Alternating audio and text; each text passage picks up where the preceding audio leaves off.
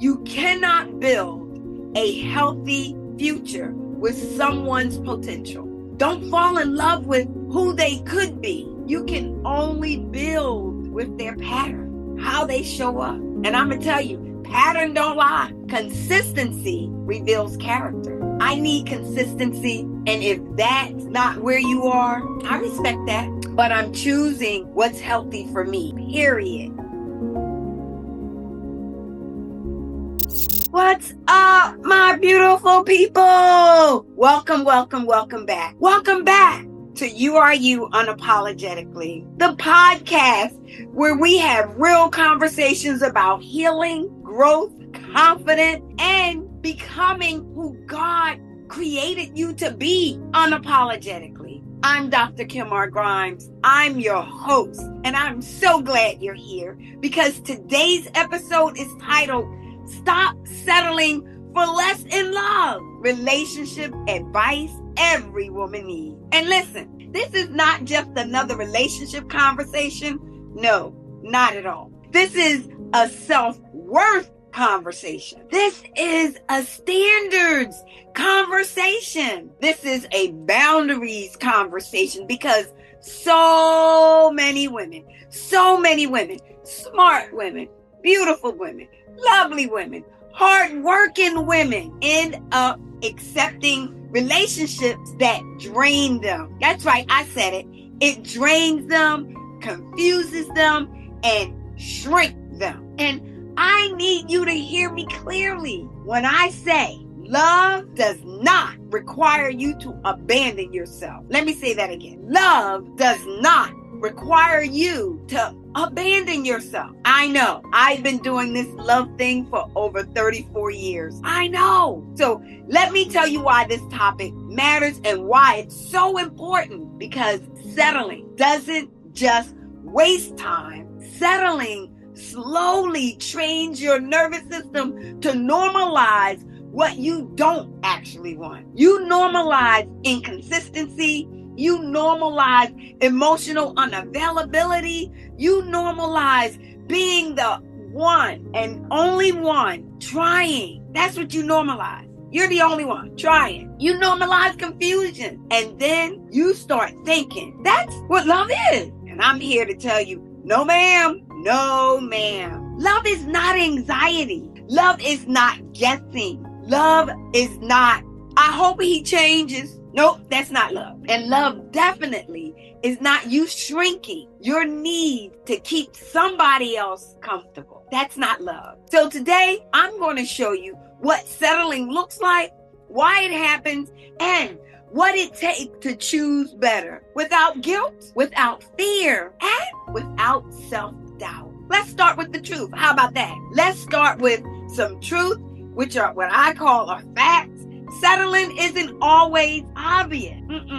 Sometimes settling looks like staying with someone who is nice but not aligned. Sometimes it looks like staying because you don't want to start over. You don't want to find somebody else. They say that dating is fierce and you don't want to get into that game. Sometimes it looks like calling breadcrumb effort.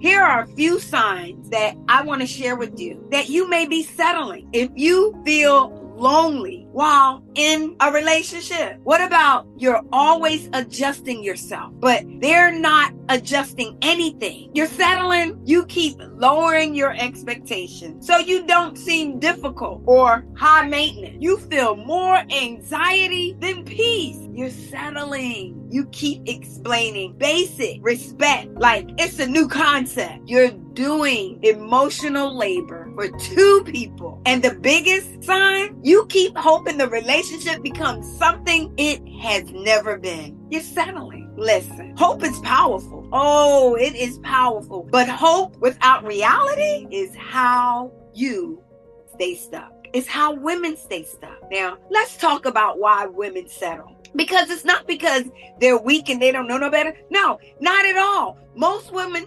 settle because of one of these root causes. Root number one, fear of being alone. Some of you can't stand being by yourself. You have to have somebody around. not wanting to start over, not wanting to feel like you failed, fear of being alone. Root number 2, a scarcity mindset, believing love is rare and you have to hold on to whatever you can get. No, don't do that. Root number 3, familiarity. Sometimes you call it chemistry, but what it really is familiar emotional chaos. That's it.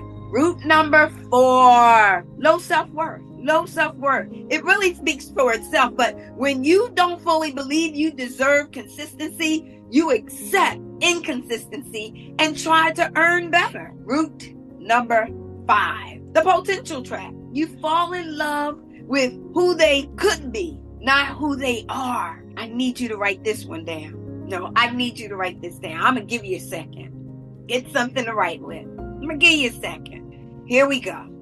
You cannot build a healthy future with someone's potential.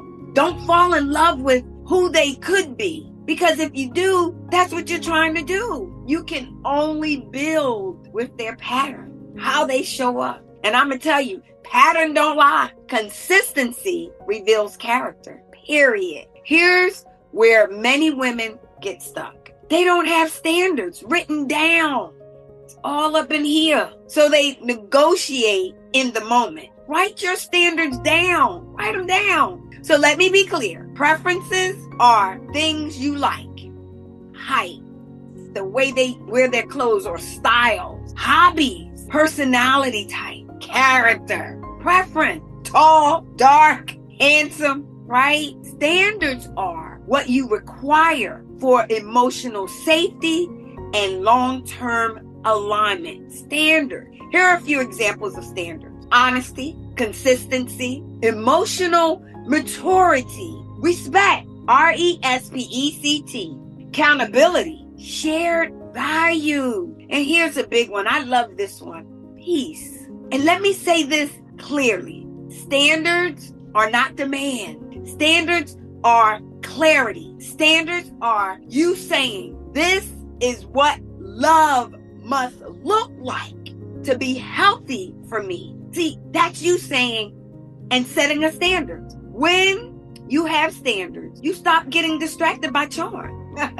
Because charm is real, you guys. You stop confusing attention with commitment, and you stop mistaking words for character. How do you stop settling? How do you do that?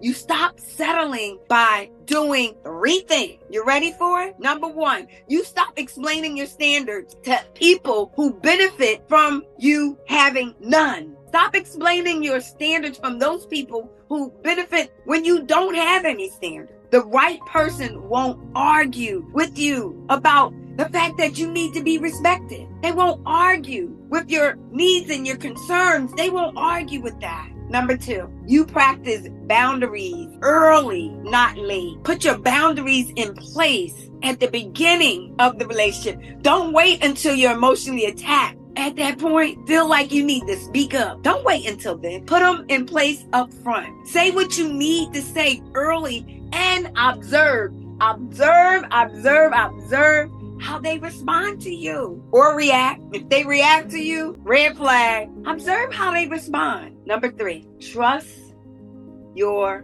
body. If you constantly feel anxious, if confusion is all over the place and you feel unsafe, that's information for you to pay attention to. And a quick word, let me just say this. If you're in a relationship where someone is controlling, manipulating, threatening, or harming you, physically or emotionally, please prioritize safety and seek trusted support from your family, from friends, or local resources. Because you deserve more than survival love. You deserve more than that. You deserve real, true, steady love. That's what you deserve. Let me give you some action steps. Because, I always want you to be in action. I can't say all this and not share something for you to do. Action step number 1, a relationship audit. Answer these 3 questions honestly, openly and honestly. Where do I feel consistently disappointed? What do I keep excusing or making excuse for? What am I tolerating that I would never recommend to a woman I love or someone that you love? What are you tolerating? Answer those 3 questions. That's the first step. I said a relationship audit, number 1. Number 2, write down 5 non-negotiables. Go into a relationship with some non-negotiables in your toolbox. Non-negotiable: honesty, respect, integrity, shared values, availability, emotional maturity, consistency. I named 7, if not 8. Have your non-negotiables ready. That's step number 2. Step number 3, practice 1 boundary setting sentence this week. That doesn't work for me. It's a boundary setting. I'm not available for that. It's a boundary setting. And to be honest, no is a boundary setting. But I need consistency. And if that's not where you are, I respect that. But I'm choosing what's healthy for me. That's a boundary setting. And so here's what I'm hoping that you're taking away from this topic and from this podcast or this episode. Settling often looks like inconsistency, confusion, and shrinking. It doesn't look like peace. Settling, right? Stop dating potential and evaluate pattern. How about that? Standards are clarity, not cruelty, and not you being high maintenance. Boundaries protect your future self, and it also establishes respect. Real love, true love, that good love is consistent. It's respectful and it's emotionally safe. There's no anxiety around any of that. Not at all. So if this episode spoke to you in any kind of way, please comment below. And what I would like you to give a comment about is, what is 1 standard you're refusing to compromise with this year? Write that down, but also comment, put it in a thread, comment below. What is that 1 standard you're refusing to compromise with this year? And if you know a woman who needs this message, who's settling, and you don't know how to tell her, please share this message. Share it with her. And don't forget to like, subscribe, and turn on notifications so you don't miss what's coming next. Got something for you. Remember, you are you unapologetically, and no one, absolutely no one, is better at being you than you. I'm Dr. Grimes, Dr. Kim R. Grimes, that is. Go and be you unapologetically. That's it for now. Ciao, ciao.